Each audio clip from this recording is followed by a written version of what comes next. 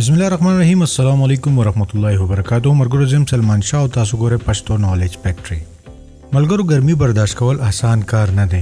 او بیا ګرمي چې د عرب امارات وی چرته چې اکثر د 45 نه واخلا تر 50 ډیګري سنټیګریډ پورې درجه حرارت وی، نو بیا برداشت کول لږ ډیر ګران شي. همدغه وجه ده چې په یو ای کې او خاص کر په دوبۍ کې ساينسدانانو د ګرمۍ نه د بچ کېدو لپاره د مصنوعي بارانونو سهارا غسته ده. په دوبۍ کې یو داسې قسم ډرون استعمالیږي کوم چې وریځو ته اوخیږي او هلته بجلی او یو قسم کیمیکل پریدي د کم په مدد سره چې باران شروع شي. د بجلی د جټکې او کیمیکل په اسمان کې موجوده وریځې په دې مجبور کړي چې راووري. دې ټیکنیک ته کلاود سیډینګ ویل کیږي او دا د سالانه بارانونو کمواله پوره کولو لپاره استعمالیږي او دا ښکاری لکه چې په دوبۍ کې دا طریقې کار ښه کار کوي.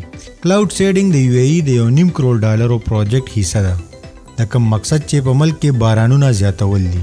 دا ټیکنالوژي د برتانیې ریډینګ یونیورسيټي تیار کړې ده. د دې پروجیکټ لپاره کار کول والا یو پروفیسور مارټن امبوم ویلي دي چې په یو ای کې دومره وریځې موجود دي چې د مصنوعي باران لپاره کافي دي. هغه وی هر کله چې وریځې یوځای شي او دا په تعداد کې ډیری وي نو بیا لازمي باران وریږي او د یو ای د طرفه یو داسې طریقې کار هم لټوي چې د باران اوبه لاندې بزمکه محفوظ کړي شي.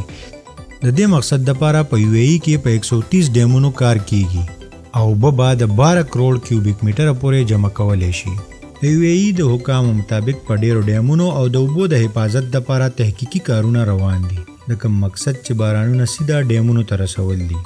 هغه وی چې مونږ د اوبو یو قطره هم نشو ضایع کولای. ملګرو مونږ له شکر وستل پکار دی چې په یو داسې ملک اوسو چرته چې سلور موسمونه دي، میوې دي، وبدي، بارانونه دي. الله دې په مونږ خپل رحم وکي او الله دې زموږ ملک لا ترقی ورکي.